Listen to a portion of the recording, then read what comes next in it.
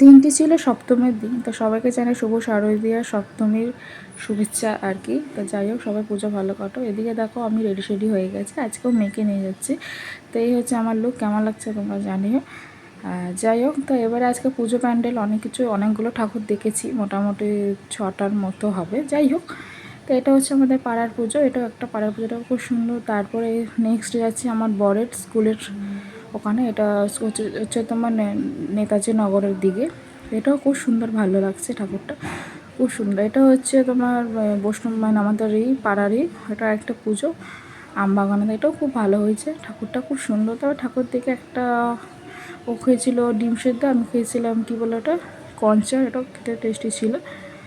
তা যাই হোক, বাইরেও তেমন উল্টোপাল্টা তেমন কিছু খাওয়া হয় না। এটাও একটা আমাদের ওখানে। নেক্সট আরেকটা দেখছিলাম, এটা হচ্ছে তোমার ব্যাংকের ওখানে।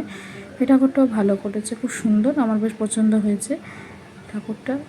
তো যাই হোক, আরেকটা প্যান্ডেল হপিং হচ্ছে তোমার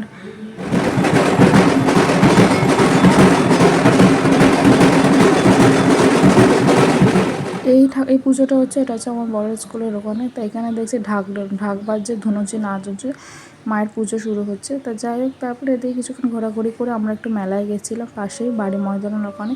এখানেও বেশ ভালো হয়েছে, এখানেও সব কিছুরই মেলা হয়, দুর্গাপুজোরও মেলা হয়।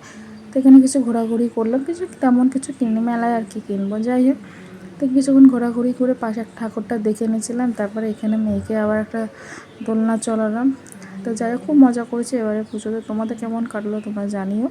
তারপরে খিদা পেয়ে গেছিলো, আজকে একটা ভেলপুরি খেয়েছি। যাই হোক, এইটুকুই আমার পুজোর শপিং, মানে খাওয়া দাওয়া আর কি, শপিং বলছি। তোমরা ভালো করে পুজো কাটা। এখানেও মেয়েকে একটা দোলনা চড়িয়ে দিলাম, ও বেশ এনজয় করছে আমাদের মতনই। তো যাই ঘোরাঘুরি করে, আর ওই দিন খুব গরমও ছিল, একটা আইসক্রিম খেয়ে বাড়ি চলে গেলাম। নেক্সট হচ্ছে অন্য কিছু ভিডিওতে।